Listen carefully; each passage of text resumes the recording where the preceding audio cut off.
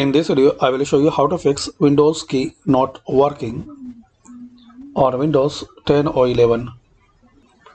So firstly click on Start, type REGEDIT,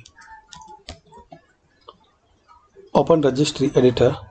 In here expand HK local machine. Now expand System, then expand current control set, then Control. Now here find out keyboard layout.